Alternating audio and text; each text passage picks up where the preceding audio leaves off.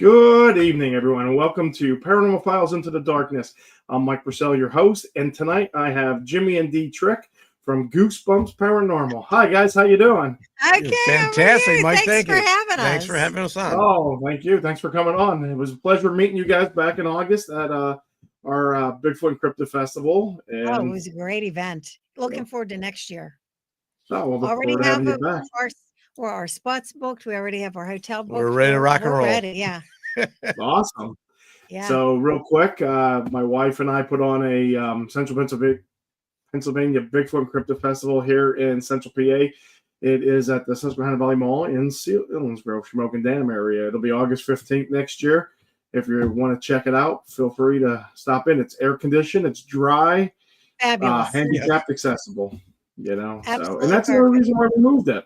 We always, like I said, like before the show, we were backstage. Gwen was saying about the feedback and some negative stuff and how Bigfoot, events should be outdoors. But and I believe this was our first year with you guys, right? You weren't with us the other 2 years. Yes, it was our first, yes. So the other 2 years were outdoors, and it has grass and rock. And, if you have a family member that's handicapped, you can't bring them.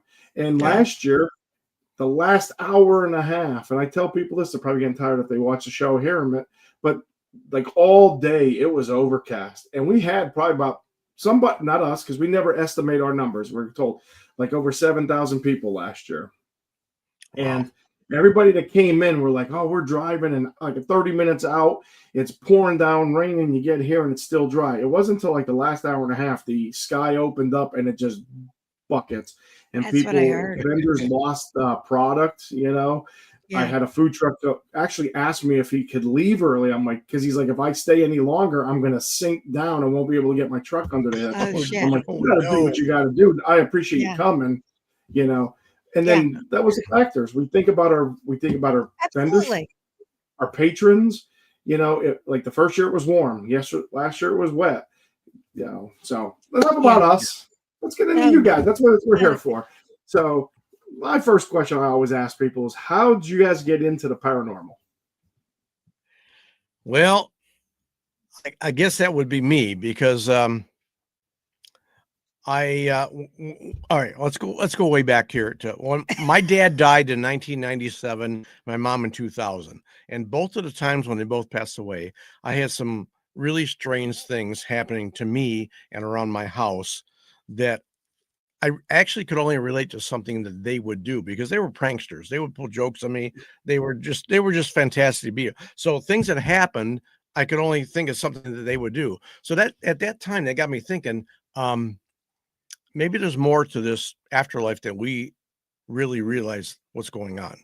And at the same time, there was these the ghost hunters shows. They just started popping up on TV early 2000.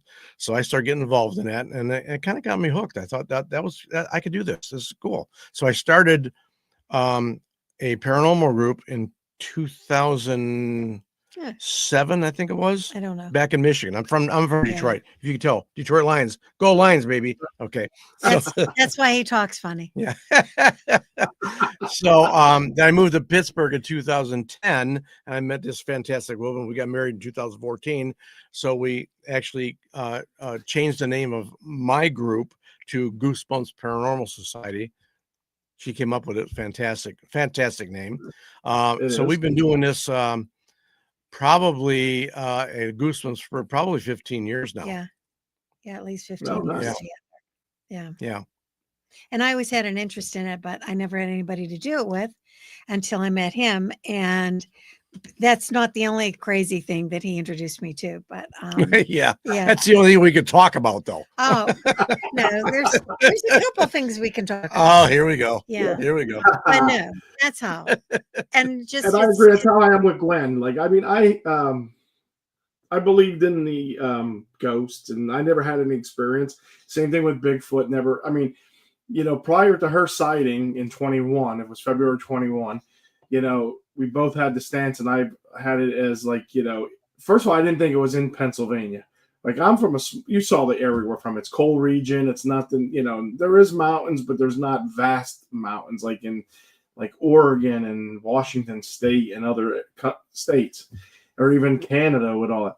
So I was like, if they exist, that's great. If they don't exist, and it's a hoax, somebody's doing a great job pranking like everybody for like hundreds of years. But same thing with ghosts. I mean, I never had any experience, but I had, I've heard people, I had friends tell me, and I've always found it fascinating. It wasn't until I got with Gwen and she moved in with me, and a couple months after she moved in, I remember the one night we were in bed getting ready to go to sleep, and we just kind of rolled our ways over. So it was like our backs were, and all of a sudden I heard, you just touched my thigh. And I'm like, no, I didn't touch your thigh, because I'd have to like reach over this way. And she's like, I felt a cold, full hand on my thigh. And that was the start of it. And I traveled for work, and she's, the next day when I was out, because I worked in Seattle, and she was like, I came home from work and I had a touch, like a hand on my shoulder. She had a rough day. She's a paramedic, and almost was like hey, it's going to be okay. And she could feel like the electric tingle. So I was like, man, I never got touched. I never saw anything. So we had a paranormal group come to the house and determine that we have 4 entities in the house. So it's really, but I never got, so it was kind of like interesting. So then we joined that group, got in, and I was like, this is kind of cool doing the paranormal, like the investigations. And I know on my show last week I had Brendan Cooper on, and I said, I've never seen a full apparition. I said, that's my goal. He goes, well, if you don't, like run, he goes, you didn't see a good one. And I was like, I still want to see one. I seen orbs and, stuff like that. But I want to get here at the house. I want to get touched. No one touches me. I don't know. I know. I hear you. I know. Oh, geez. Well, that's so we started. So paranormal, the definition Webster dictionary says anything that can't be proven by scientists. Mm-hmm. So that, in our opinion, that means Bigfoot and ghosts and Mothman and cryptids and all the cryptids and UFOs. If they can't prove it scientifically, they can then classify it as paranormal. So that's why a lot of people think just paranormal means ghosts, but no, it's a lot more than that. Encompasses everything. Okay. That's good to know.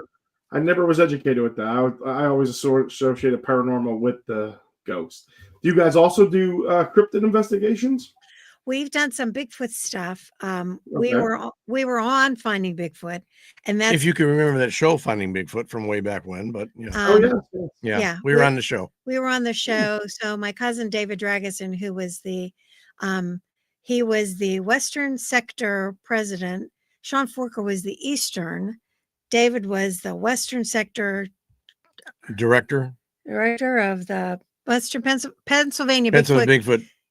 Society. Yeah. I'm sorry. Okay. But Sean was the East Coast, David was the West Coast. And so he would tell us about Bigfoot stuff, and we're like, oh, yeah, Bigfoot. And then we started going out on investigations with him. And then Finding Bigfoot reached out to him and said, hey, we're coming to town, Uniontown, which is one of David's old stomping grounds. And they said, do you know any paranormal groups? Because we want to see if there's a connection between ghosts and sightings and Bigfoot sightings. And he says, do I ever? So he set the introduction with us and the producers, and the two of us were like, and 5 minutes into the conversation, okay, Jimmy, here's what we're going to do. Yeah. Boom, boom, boom. We were in just like that. Yeah. It was awesome. It was fantastic. We clicked with all of them, and RPG was one of them. RPG was one of the guys there. Yeah. Yes. Oh, awesome. Ryan Golomeski. Yeah. Yes. Where we fell in love with him immediately. Yeah. Oh my God. Fell in love with him immediately. He was great. So that personality. So was Sean Forker. He's a good friend of ours. And yes. Sean's awesome. They were both at our event this year, and I'm sure Sean's going to come back and be our MC again. Yeah. But he was awesome. Sean has that, personality, but RPG just has that, like a moth to a flame. Like you're just. Yes. Well, it's funny because when we found out a year ago that RPG was going to be at your event out there at the Selmsgrove, Selmsgrove, we said, we're going to go because we haven't seen RPG since 2014 when we filmed the Bigfoot episode. We've kept in touch. We kept in touch, lot with emails, but haven't seen them. But we haven't seen them. So it's been 10 years since. So we were excited as hell. And of course, when we saw him, it was like a big reunion. It was fantastic. We love to see this guy. He was great. Yeah. So that's what I said. We've met so many wonderful people like you and Gwen as well. And Sean, just absolutely love Sean Forker. But that's how we got into Bigfoot. They brought us on to the show. And at the time we're thinking, Bigfoot. Now we've done this whole 180 where we're like, okay, Bigfoot, ghosts, UFOs. Yeah. Maybe they're connected here. We don't know yet. Are they interdimensional? Is well, it all connected? That's our belief. Yeah. Now, it doesn't mean that everybody has to believe this. This is our belief, and I don't care what anybody else believes. This is our belief. We believe that if Bigfoot does exist, it could be interdimensional, come and go, blah, blah. Because sometimes you hear all these reports, they see footprints, and all of a sudden they'll stop. They just disappear. Where do they go? Okay. So maybe it's an interdimensional being that just kind of can morph or disappear or something. I don't know. It's just what we could think happens. Yeah. So that's where we are. So we went from like, Bigfoot to now we're like, okay, we think it's interdimensional, possibly. There could be connected with we get a lot more scientific in our thinking now. Yeah. Well, we've broadened our minds, and that's what we think. The other thing too is that it might be something so great that we just our brains can't even fathom exactly what it is. Well, that's the thing. We think of it in a humanistic way. Yeah. All right. The only way that we know how to think about it, but maybe it's beyond our realm. Yeah. We can't understand what's going on yet. Yeah. Sure. So we don't poo-poo anybody. We don't say that it's definitely it's flesh and blood, or definitely it's interdimensional, or definitely this, or definitely it could be anything. And it can be anything. We try and be open-minded about it. It does exist. Yeah. Exactly. Yeah. Yes. And that's, since we got into it, and the more Gwen does that because of her schedule, she gets to go out and camp, and I stay back and tend to the dog and all that good stuff. Yeah. But, you hold down the camp. But the same way, we don't push an agenda. Same thing with the ghosts and all that stuff. And like I told you backstage, the stuff that's at our house. I just tell you what it is. But I mean, I'll never forget the day. I mean, that year 21 was kind of interesting. It was a sunny day in February, middle of the month, maybe end of the month, and we come out of my driveway, turn left, and at that stop sign, you can only go right or left, and there's a cornfield, like a lower one right here and one in the back. And I don't know. I mean, I just kind of I didn't think I stayed that long. I just kind of looked in that, and then I was like, And as I pulled away, she was quiet all day. And on the way home, I'm like, what did you, I have to ask, what's going on? You're normally not quiet. She's like, oh, you can think I'm crazy. I'm like, I married you. I know you're crazy. I think I saw a Bigfoot. Not that I did like downplayed it, but I just kind of joked with her. I'm like, oh, we're from a cold region, because she started doing the deep dive, and she's like, Shamokin had some sightings in this one. And I'm like, oh, it's probably a 6-something coal miner the one day, all black covered out. But it wasn't, and then we got into the shows. We watched the Finding Bigfoot, Expedition Bigfoot. We watched the Paranormal with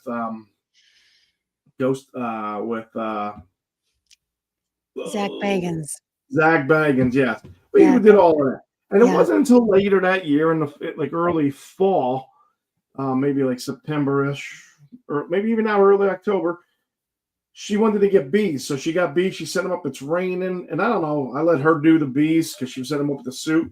And I just happened to be on her sandbound side. And it was almost like a big spotlight just opened up. And I'm like, wait a minute.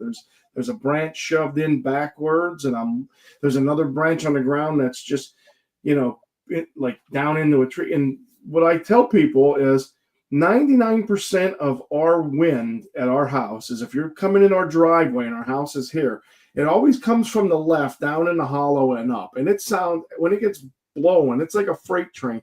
Well, this branch was from like the back to the front of the house. Oh, opposite. Yeah. And very rarely do we get wind this way. We'll get some wind going right to left, but it's always seems like coming from the left. And, and all of a sudden it was almost like I'm looking, and everything you see on those shows, like Expedition and the tree structures, and you look and you're like, there's no tree. Like, where did these little trees come from? And, maybe about that round. So when she was done with the bees, I'm like, come on and take a look at this. She's like, what? I'm like, well, look. I said, take a look at the branch. And she's like, yeah. And then like, it wasn't until, I think it was it April of that year or April of the following year?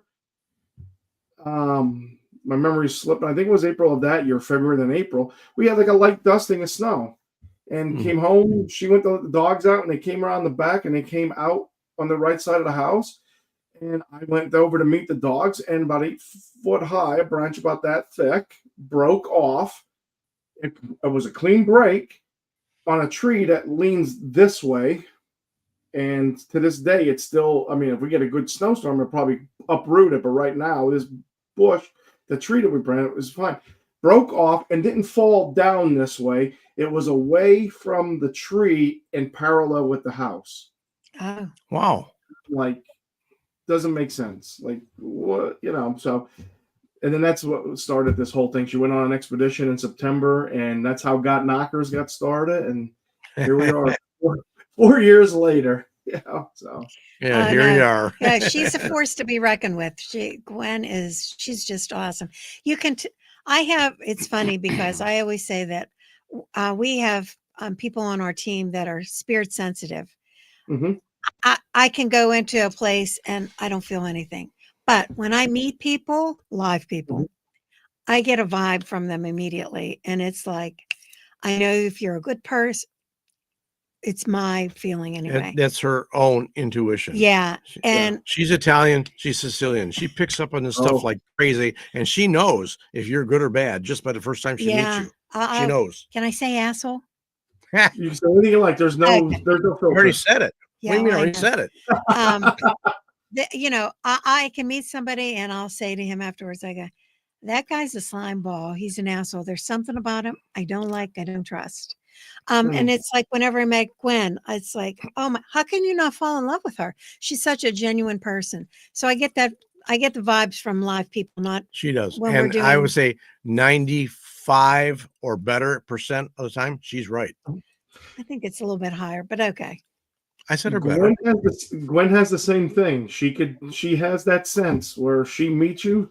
She knows if you're bullshitting, and she has that person. And she'll tell you 99% of the time she follows her gut, because that 1% when she doesn't, it's like it bites her in the ass because and then it's like, wait, I should have went with my gut because something told me this, Yeah. So I can respect that. That's absolutely. Yeah.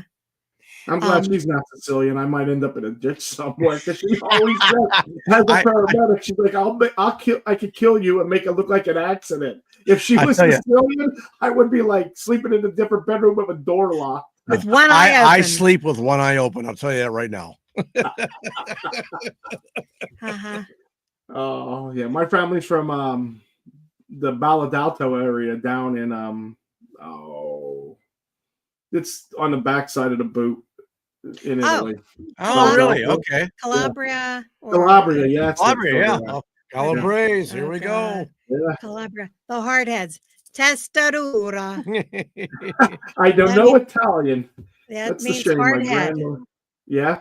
Yeah, it's funny because the Calabrese are known to be hard-headed, but the Sicilians are known to be butchers. So watch out. Well, my grandfather came straight from Sicily. So, and he opened a butcher shop. So fitting. And I used to work there whenever I was a kid. So yeah, I always tell him, I warned him, and I go, you know what? That's how I sleep. I'm telling you right now. Not only she can kill you, she can also butcher you up and sell the meat. Oh yeah. Nobody would ever know anything. No. Jimmy must have went on a trip. I don't know what happened to him. I haven't heard from him in a couple of days. Yeah. Check in on him. Yeah. No, I agree. But yeah.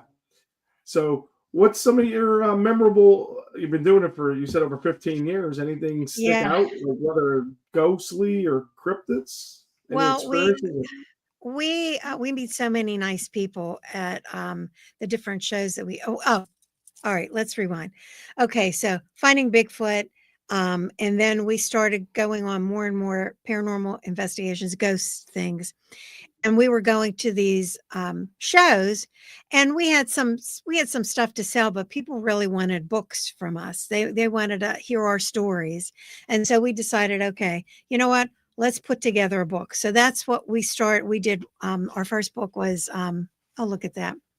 Does it look backward? It looks backwards to us. Is it backwards to you? Oh, that's perfect. Words. Okay. Weird Spooky Bizarre. This is the first book that we wrote. It came out, what, 5 years ago, maybe? Maybe, yeah. These are books that we have written of our own paranormal investigations. This one is all Pennsylvania. There's a lot of Gettysburg in this one. So if people like Gettysburg, this is the book to get. There's a lot of really cool stuff. And the way we wrote it is that we bring you along as a reader, as a virtual member of our group. So when you're reading it and things happen, you're seeing things happen the way that it happened to us at the same time. And in the end, the way we present the evidence, we're not trying to convince you to believe this or believe that. We leave the evidence for you to believe whatever you want. We don't care what you believe. I don't care. That's the thing about the country this year. I don't care what you believe. Okay. If you want to believe this and not the way we believe, that's fine. Yeah. All we're here to do is present the evidence to you. Here's what happened. And you present what you want. You believe what you want. So, yeah. So that's what we did, because people wanted to hear stories and, do you have a book? And so we decided to write a book. So, yeah, we have extensive Gettysburg stuff. We love going to Gettysburg, which is how they like.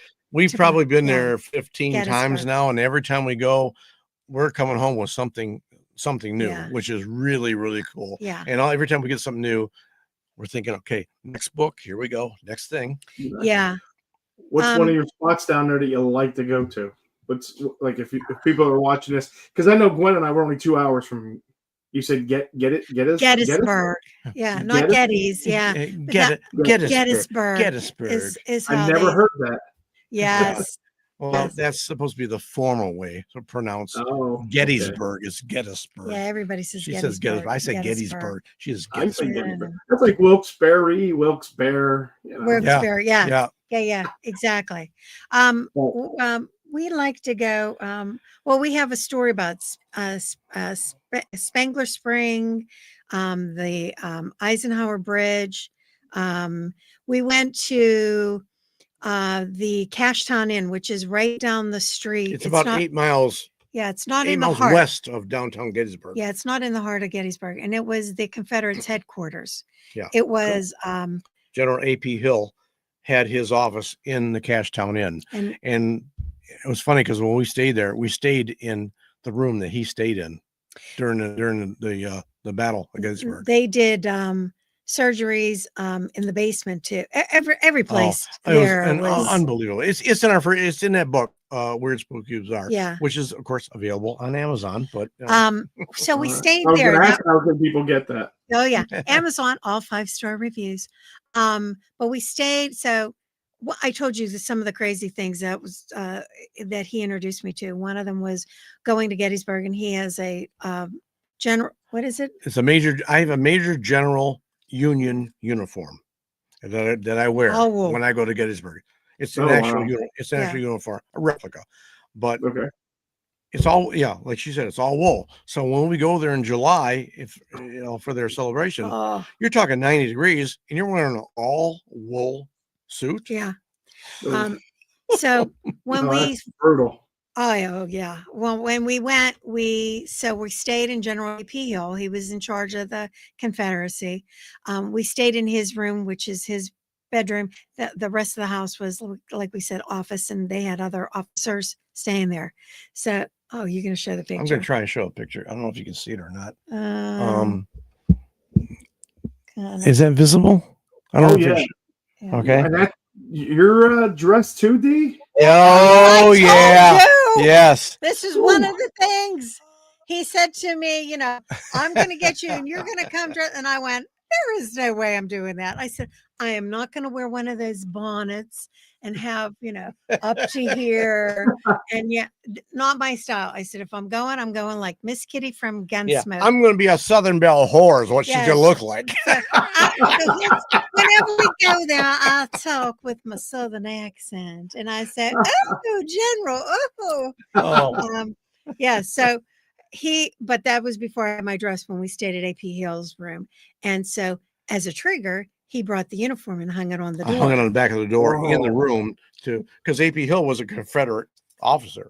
Yeah. I had a Union officer uniform. So we we hung it on the back of the door to see if we could trigger something while we're staying there. And this suite was in a couple of the ghost hunter shows, where they put coins on a dresser in there, and then in the morning the coins had moved. We tried things like that. We had the lights, the green lights. God, why can't I think of this? The laser grid? Yeah, God, I couldn't think of that. Laser grid. Laser grid. We had cameras going while we were sleeping. We had a digital recorder going while we were sleeping. And it was in a 4-poster bed, just a darling place. What a great place. This bed, when I tell you, if you just went like this, the thing squeaked. It made so much noise. You couldn't move your arm without the bed going. Just shift your head, and then it made all kinds of noises. But I sleep through anything. So I sleep through anything, except. Yeah. Here's a cool thing that happened when we were there. Yeah. Now we're sleeping. I'm sleeping on my stomach with my arm up underneath the pillow and my other arm this way. This way I sleep. Shortly after 1 a.m. in the morning, I was awakened. Dee was awakened. The bed was shaking like crazy. I was sound asleep, but all of a sudden I woke up and my forearm that I had was just vibrating like this. It was shaking so much it woke her up. She says, "Honey, what's going on?" I said, "I don't know. My arm's shaking like crazy." And I woke up and then it all stopped. And I thought I had a spasm or something. I didn't know what it was. No. Okay. But we had an auto recorder on a nightstand next to me. It picked up all this stuff. It heard the shaking, the bed rattling, everything. So it was cool. Yeah. So it wasn't until how much later did we find out about that? A couple years later, year and a half later, we were talking to a Gettysburg historian the next time we were out there and telling stories and that. And I told him, I said, "This is what happened to me at Cashtown." And I told him, I said, "My arm was shaking like crazy." We stayed in AP Hill's room, the Confederate office. He just kind of smiles and says, a little smirk. He a little smirk. He says, "Well, you know what the story is behind that, right?" I go, I'm sorry, I don't know what you're talking about. He says, AP Hill, the Confederate general, had an assistant, like a little go-to guy, go get coffee, go do this, do it. Yeah, a little gopher. So when AP Hill went to sleep the night before they started the Battle of Gettysburg, he went to sleep. Something happened during the night where the gopher, the gopher, had to go wake him up.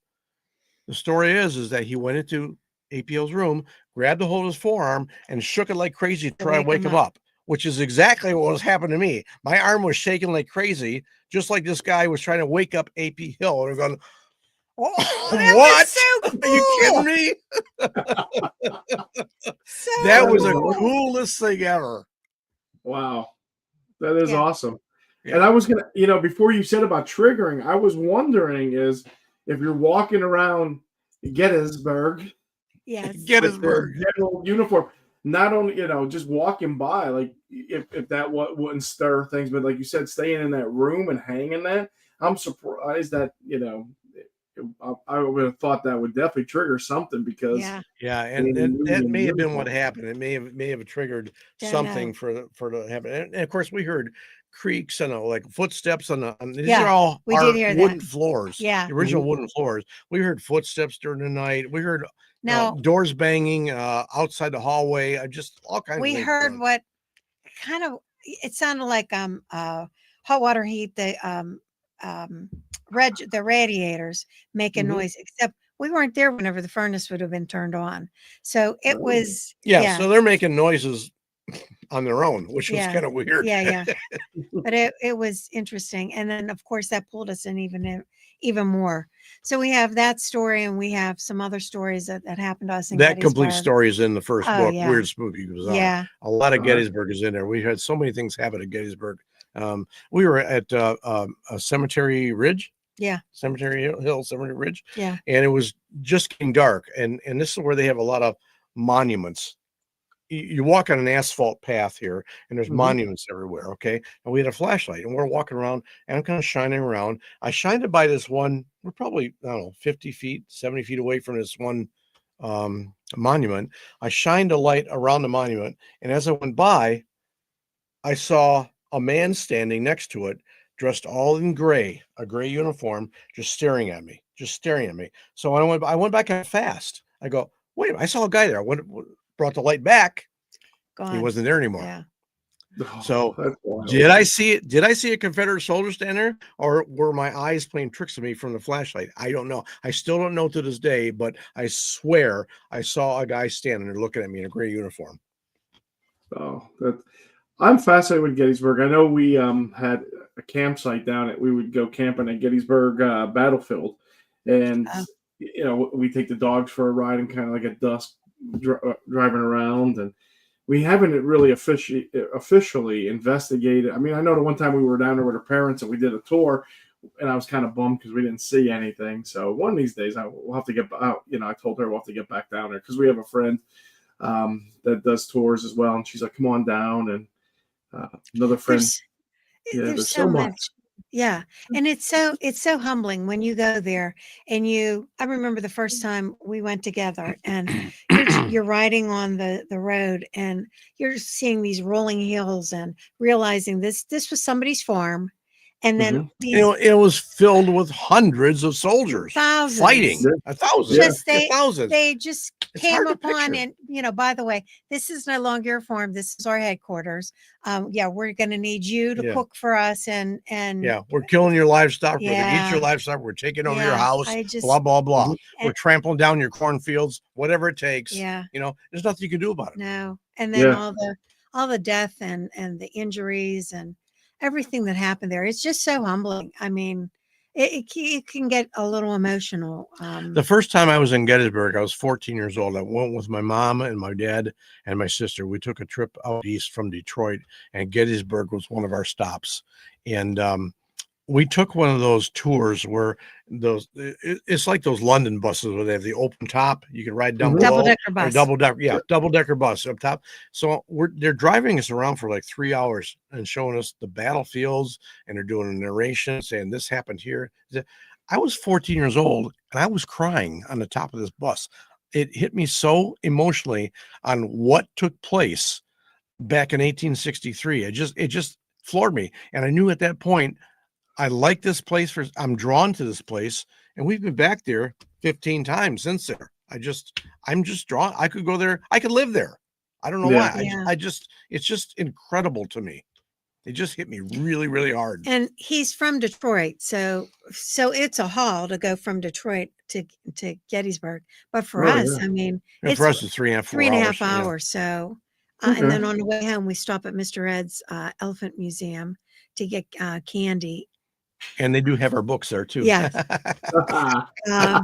But yeah, so we just love going there. We have a bunch of other stories in there too. Our first book is all Pennsylvania stuff. The Knickerbocker Hotel in Linesville, PA. And a friend. So we had said about the wonderful people that we've met through doing all of this.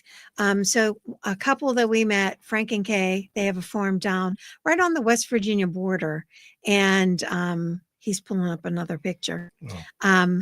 And they start off as clients. They had, again, my cousin David brought us down there and he said, Frank and Kay have Bigfoot. It's a 69 acre farm. They have Bigfoot going on, and they have the house is haunted. Paranormal stuff. And so in the house. And so's their barn. It's haunted.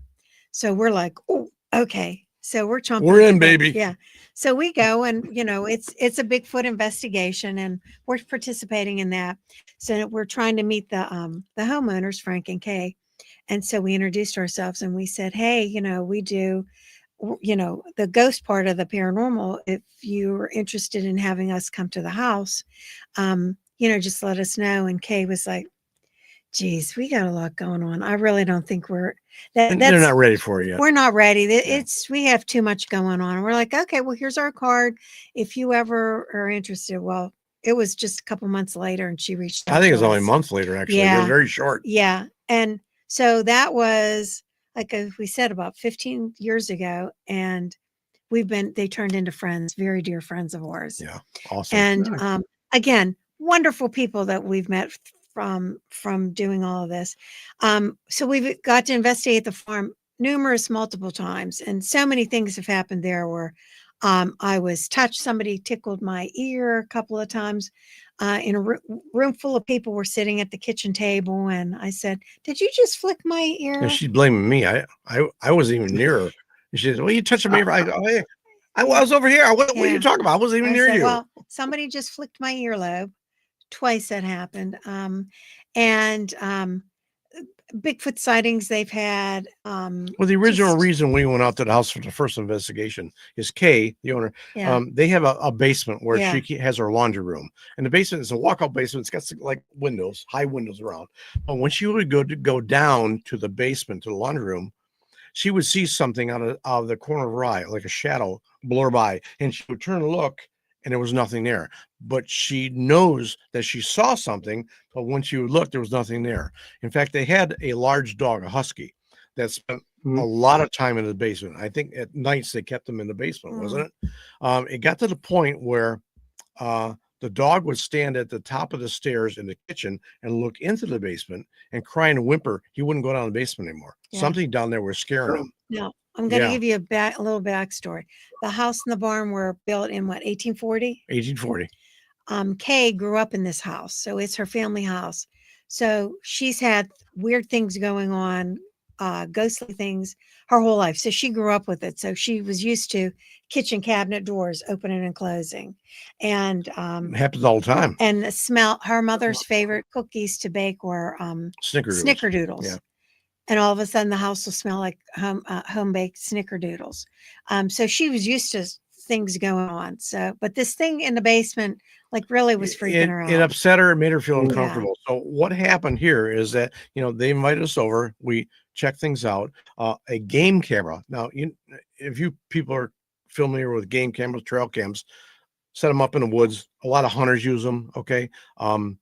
They only will either take a picture or a video if something moves in front of the camera. It's motion detected. Okay. And that's when the shutter moves. Something has to trigger that camera to make it either take a picture or a video.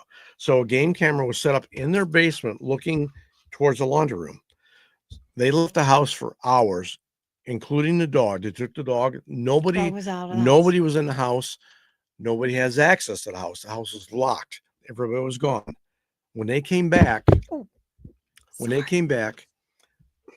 checked the game camera downstairs. There was one picture that was taken on the game camera while they were gone. Nobody's in the house.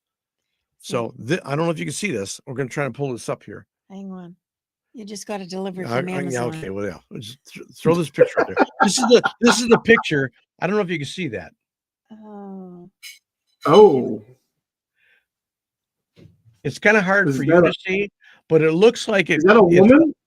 It looks like it could be a shadow man. It looks like a man. Shadow? Kind of a top hat. Yeah. Kind of hard to see. Okay. It's hard to see with the contrast here. But that was the only picture that was on the camera.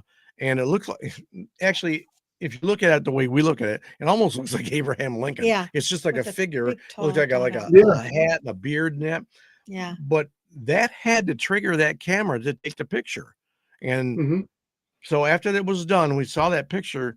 So we got a priest. He came in. He did a blessing, a cleansing of the house, every room, every closet, everything, and things lifted after that. Things got better. So, but they still have things going on. They still have things, but things they don't mind though. Yeah. Well, that's what she said to the priest. If you do a cleansing, is that going to get rid of the bad and the good? And he said, well, he can kind of, cater it more towards getting rid of the bad. Because she says, I don't mind my mom coming and the smell of the snickerdoodles. Yeah. But yeah, they did the uncomfortable stuff, not so much. Yeah, definitely. Yeah. I agree. They had light anomalies at the house. We were involved in investigating that too, where they set up some cameras, some closed circuit cameras, security cameras, and they said it's the weirdest thing. We have this like almost like a beam of light that is, you can't see it with your eyes, with your naked eyes. This is out in the cornfield. Out in the cornfield. Yeah. So the number one thing we always try to do is debunk. We don't automatically think if we're on an investigation and we hear a noise, oh, that's a ghost. Oh, that's a Bigfoot. You try and debunk it. It's not like the TV shows. No. They show you what they want you to see. All right. Exactly. Whether it's right or not. Yeah. We do it. And a lot of times we do our investigation. We'll go live on Facebook.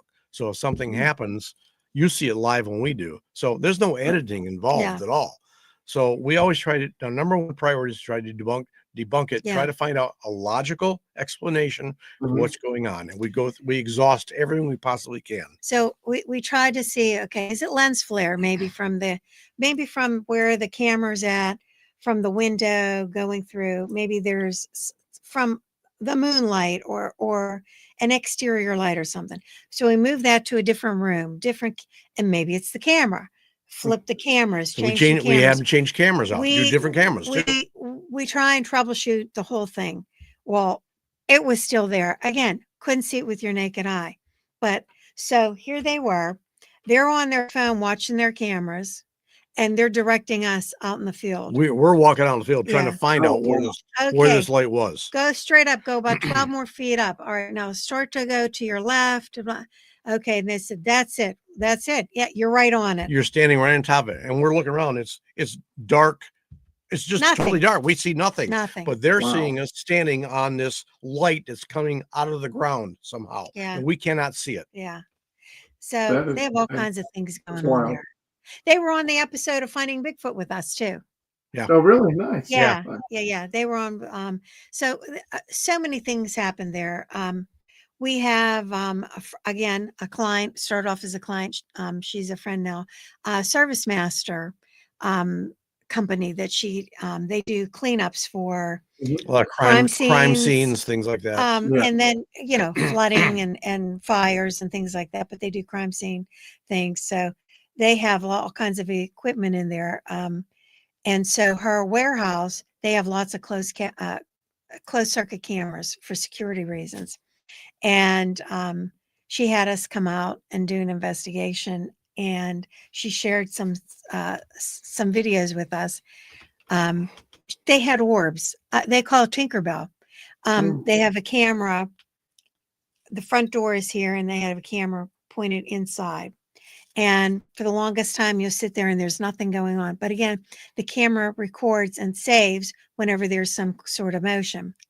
And all of a sudden you see this, and you see these orbs, boom, boom, boom, boom, boom, and just dancing and just coming in. And they're coming in above the front entry door of the building. Yeah. There's no vents up there for the HVAC system, air conditioning, heating. There's no vents anywhere around. All of a sudden, these orbs were piling through this wall above the door. And guess where they're going? They're heading toward a cemetery right in the backyard. Well, the building was built on an old cemetery, Native American, wasn't it? Yes. No. And so when they, of course, progress, you know what, we're going to build something here. So supposedly they relocated all of those bodies and moved them to the cemetery adjacent to the property where the building is now. So they have all kinds of stuff going on.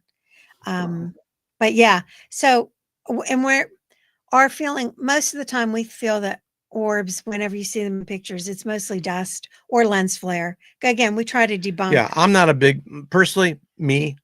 fan of orbs. I say 99% of the time it's dust, moisture, something like that. That's why. But there are these few times when I can't explain it. I don't know what it is. Yeah, and she calls it Tinkerbell. She's going, here comes Tinkerbell again, and it makes a regular, not at the same time, the same every day, but it was the weirdest thing. And they have we have a PowerPoint we speak, and we were just at an event on Saturday, and we presented this evidence of again the closed circuit camera of her warehouse, and there's equipment, and it's just 5 o'clock in the morning. Nobody's at work. Yeah, it's an empty warehouse. Yeah, that's all it is. And there's a shop vac on the floor, and the cord is laying next to it. Not the cord. The hose. The hose. Sorry. Okay. The hose. It's just laying there just on the floor. Then all of a sudden, so again, it's triggered by motion. You see the hose going, and it hooks we have up. video of that. The hose actually picks itself up and plugs itself in to the shop vac. There's nobody around to do Yeah. this. It just moved by itself. Yeah. So we kept looking at go, let's look at the clock timer. Let's see if somebody messed around with the Yeah. video. No, everything is in sequence. It was second. We don't know what it was. Yeah. Well, So there's an explanation for it. So her name's Kelly. Kelly said, she showed the people that she works with, and she's saying, check this out, look at this. And so one of the guys said, he said, I used that shop vac to clean out a box. One of the things whenever they're doing these clean outs, sometimes there's things in there that they find, the house it's been given up for, it's totaled. Now keep in mind that this company does crime scene cleanups. Yeah. Okay. Yeah. So they're into a lot of this So they stuff. do crime scene things, but so there may be a piece of equipment or something that this box came from one of these sites where they were. And he said, it was a really cool box. He said, I cleaned it out. I was going to use it for my toolbox. There's all kinds of dust in it. And he said, I just shop vac it all out. Yeah. So then we found out that the shop vac he used, that was the shop vac he used. the one that we have the video of. Yeah. He used to clean out a box that had human cremains in it. Leftover crumbs. Yes. So he vacuumed up ashes from somebody that was cremated into the shop vac so he could use the box. And that's the shop vac where he got this hose doing this automatic thing by itself. I mean, wow. Yeah. Yeah. That is wild. We have to get out there. There's more stuff. We have some audio from a digital recorder she left in her office. It's a cement block building. And like we said, it was built on a former Native American burial. And at one point in time, there were trains that went right by the building. The train tracks have about been a block, removed. maybe half a block away. Yeah. Railroad tracks. Train tracks have been removed. In the late 18... early 1900s. Early 1892, I think it was. Okay. Yeah. Yeah. So no more train. But they're since gone. It's just a road. They took the tracks out. The trains are gone. There are offices in the back, cement block walls, no windows in there. But she said she's in that office and she can feel like somebody's there with her. I believe somebody's tapped her on. They've monkeyed with things, moved things on her desk. And so she decided she was going to set up a digital recorder, and she did. And when she listened back to it, you can hear train whistle. Very distinct train whistle. Yeah. Woo, woo, like this. And then very loud. You can hear the train going by. Now, we researched the area. The nearest railroad track is 6 miles away. Yeah. Oh, now, wow. This sound was not 6 miles away. But we did the historical research and found out there was a railroad track a half a block away originally. That's not there anymore. So was this a residual sound that was going by? No, I don't know. Yeah. But you could clearly hear it. I mean, and that train was not 6 miles away. That's incredible. That's some good evidence. That's what we said. That's what keeps us going. And it's just so fascinating. People like to ask us, what's the scariest thing? And I have to say, where's some wood? We've not listen, we always like to say we like Casper the Friendly Ghost.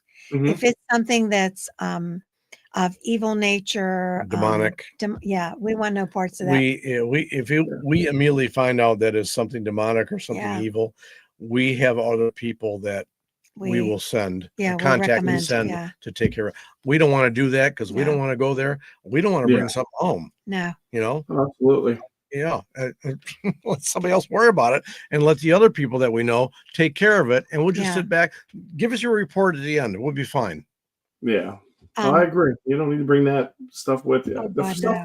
The entities we have in the house are friendly. I mean, we haven't had, I mean, I was on a show with a psychic medium, and the one night they're like, your Nana is behind you. And I was like, oh, and and it was, so I think she might be here from time to time, but then we have a woman, a man, a child, which Gwen, I think Gwen brought, I mean, I was in the house since 2008. She moved in, I think like September of 17. So I didn't really have anything. It's, but when she moved in, I had stuff, I can't explain. And like, I did hear a voice, like it was like 2020. I remember working in the garage. It was a nice sunny day, and I was getting ready to go back to Seattle. I was working there, and I thought, well, I got to make room for the truck to come in, because I was switching cars from one garage to another, and I was making room for the truck that I had, but just barely fits. Like if I had a hitch on it, and a little bit. So I heard a young girl's voice go, "Hello." And I was like, well, she's home, but she wasn't out. We didn't hear the driveway alarm. I didn't have the bay door open, and I looked out between the breezeway of the house, and I'm like, didn't see anything, and it was kind of crazy. But we had, like, my parents in 20 when COVID hit. Later that year, my mom fell down the steps, went to the hospital. She was in for a week or so. It was like right before, maybe like a week and a half before Thanksgiving. Went to check on my dad, and he barely breathe. Drugged him and took him to the emergency room. His O2 was like 62. If I didn't get there, he could have been dead. So he had to be life flighted from our Shamokin Hospital to Geisinger. They're owned by Geisinger, but Geisinger is like our trauma 1, level 1 trauma. And he was in. So she got out. He got out the day before my birthday, and they lived with us. And I take the stuff serious. I'm a joking person, so I'll joke with anybody. If you say, I saw Abraham Lincoln, I'd be like, come on, you're drinking. But I'm fascinated. I just joke. So the one night, and the reason I said that is because we got married in a castle in Ireland, and the one morning my mom comes down and says to me and Gwen, she's like, "I'm not going to believe this." I'm like, "What?" She's like, "I think I saw a knight at the end of my bed." Oh, I'm like, come on, Mom. I'm like, what kind of medication are you taking? Because she's on everything and all that good stuff. She's like, oh, sorry, I have an itch. And so leading up there in the house, we put them up. We have a bi-level, so we just get them upstairs. They have everything: bedroom, bathroom, living room, kitchen, all that good stuff on upstairs there. Yeah. So my mom's like, one morning, she's like, "Were you and Gwen talking about 2:30 in the morning?" I'm like, "No." She goes, "I heard voices." I'm like, "No, it wasn't us. We were sleeping." And then, like, in another incident, my mom wakes up the next morning, and she's like, "I saw a woman. I woke up and I saw a woman standing at the end of my bed." I'm like, "Okay." I pulled the sheets back over my head. I peeked out, and there was a man and a woman at the end of my bed. And then jeez. the little boy came out of the closet and down the hallway. And the little boy... So it was funny, and I'm like, and we didn't tell them that. And then we put a recorder, we put a camera in the room. My dad had to be on oxygen, so the cable was long enough to put the machine in my office here because the room's right there. Yeah. And you could hear that going off. But, they moved out. That was like December. They moved out in like February or March. And about a month later, Gwen's out, she used to do like 7 days on, 7 days off. And she was out in the garage, and I'm working, and she's like, "You got to come out here." Like an hour and a half into this, you could hear a young woman's raspy voice go, "Watch them." And I was like, that's wild. And I don't know.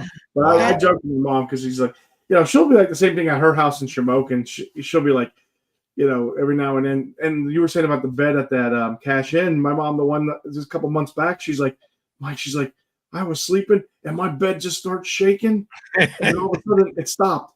And I'm like, "Okay." She's like, "I don't know what that is." And then she'll be like on her recliner watching TV, and she'll go to my dad. "Did you just hit my foot?" And he's like, "No." She's like, "Well, something tapped my foot." So I don't know if they have something going on at their house.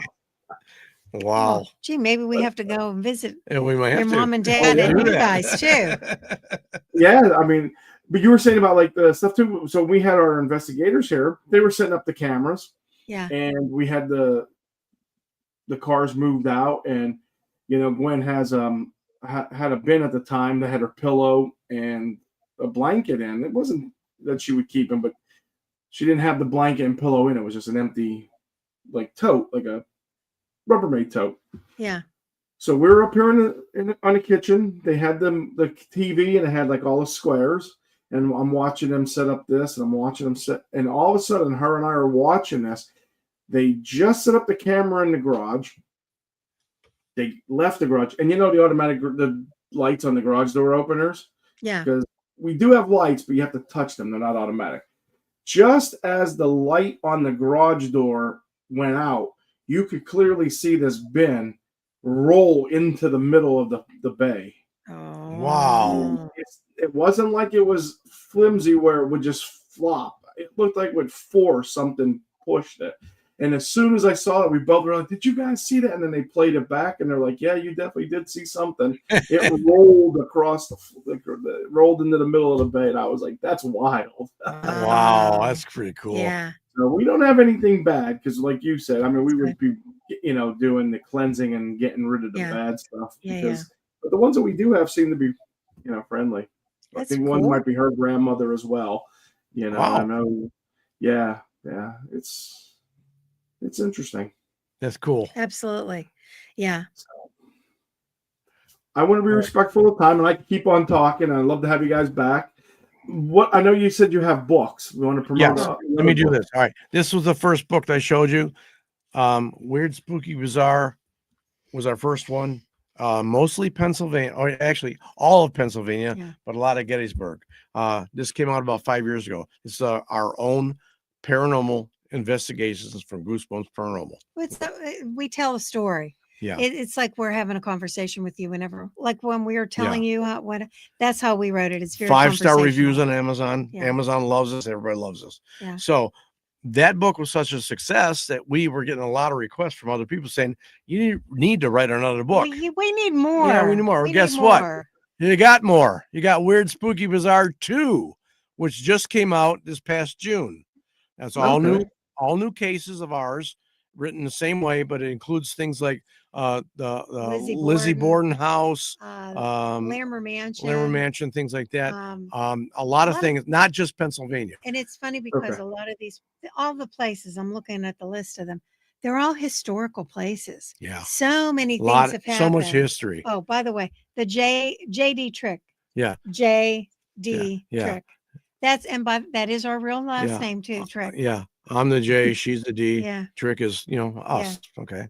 But it seems like the historic, not just historical, but older places have so much that have seen happen on the property and in the buildings. And I'm doing Lizzie Borden was, oh my God, that was fascinating. The Carnegie Library in Homestead, Pennsylvania, that was the home of where Andrew Carnegie built steel mills, and he was the father of U.S. Steel, and he built libraries throughout the area, and also, of course, the Carnegie Music Hall in New York City. But the original one in Homestead, Pennsylvania, haunted, all kinds of things going on there. Yeah, we've had some pretty good things going on. Yeah, we had some things that happened to us when we did an investigation. So that's in the second. And these are all in our books. All the books are available on Amazon. Yeah. Just search them. They'll come up with them. So all 5-star reviews. Awesome. Now, do you to get into the Carnegie out in Homestead, is that open to the public, or do you guys have special programs to get in there? We were lucky enough. There was another paranormal team that was there. We tag teamed. He invited us. Do you guys want to come? In fact, they're doing it again Halloween night. Oh, now we're available. Oh, wow. They do tours, and then they close it off to the public, and then you can do an investigation. He invited us this year, but we're like, oh, it's trick or treat night. They changed ours, so now we might have to contact him. I'll just give a little plug to him. It's Oakmont Paranormal Society. Yeah. They're the ones that do the stuff at Carnegie. Yeah. They do it as a fundraiser, the tours for Halloween. Nice. For the library. And so we were lucky enough to tag team with them. They called us and invited us and said, "Oh yeah, we'll come along." And we did. And we had the entire music hall to ourselves. Yeah. I mean, it was just amazing. Yeah. It was really amazing. Yeah. We got to tour the whole building too, but we had stuff. There's so many things that happened there. Yeah. But anyway, we don't want to go on and on because we could listen, we're talkers too. So but yeah. So no, we would love to come back on, Mike. I would definitely love to have you guys. Anything else you want to? Is there any? I know it's getting to the end of the season. Anything any investigations or anything you want to promote other than the 2 books, check them out on Amazon. I love the title and I love the artwork. Thank you. Oh, thank you. Yeah, weird, spooky, bizarre. We just finished our last speaking engagement on a Saturday night. It was at the Vickery Mansion. The Vickery Mansion. Boy, was that a neat place. In Freedom, Pennsylvania. Very cool place. We had a great turnout. Basically standing room only for our presentation. Nice. We do a PowerPoint presentation with a lot of our video evidence, audio evidence. We call it the sights and sounds of the paranormal. And we talk about the equipment that we use. It's about a 45-minute presentation, so we did really well. People received it. It was very well received. I mean, we had a really good time. Yeah. You guys have anything booked for next year? Because I would love to grab Gwen and throw her in a car. Oh, I'm looking to that. Well, there might be something. We have a couple things lined up. I know so far. Yeah, we're not going to be speaking, but I know we're going to be at the Central Pennsylvania Cryptid Convention, August 15th. August 15th in Selinsgrove, Pennsylvania. Yeah, there we go. Yeah. So, you can get our books there too. Mm-hmm. That's right. Maybe we'll be lucky enough to speak there. Who knows? Yeah. I don't know. I know somebody. Yeah. If you when you guys coming in for that? Because we'd love to have you over the house. All right. Well, maybe we'll have to come in a day early or something. Yeah, we'll have to plan on that one for sure. We'd love that. That'd be awesome. We'll come in 2 weeks early. That's just how about that? Sounds good. We have a spare bedroom. We love that. The town is so adorable. No, RPG will be staying there. Well, if he comes back, I know we're gonna. I think the only one I know we may have back is Brian. But we also have a small camper now. We had a bigger camper. We downsized, so we have a little camper that we'll put out there. So we have a camper, a spare bedroom. You know. Oh, okay. Well, thank you for the invite. You guys are just wonderful. This has been wonderful chatting with you. And we have to. Let's do this again. Yeah, let's do it again, of course. We will. I appreciate it. And I always get to this part. I forget. If you like what you saw, please go ahead and subscribe, like, share. Again, I was putting stickers up that said you guys, how to get in touch with me if you have a story, you want to be a guest on our show. Awesome. And everything else. I'm going to take us out, and you're more than welcome to stick around or leave. Okay. I'll talk to you guys later. And thank you, Mike. Appreciate it. Thanks for having us. Yeah. All right. Thanks, everybody. Okay. And again, this was Jimmy and Dee Trick from Goosebumps Paranormal Society. And check out their books. Help support, the paranormal and literature. I mean, got to all learn how to read. All right. Thanks, guys. I appreciate it. Okay. Thank you.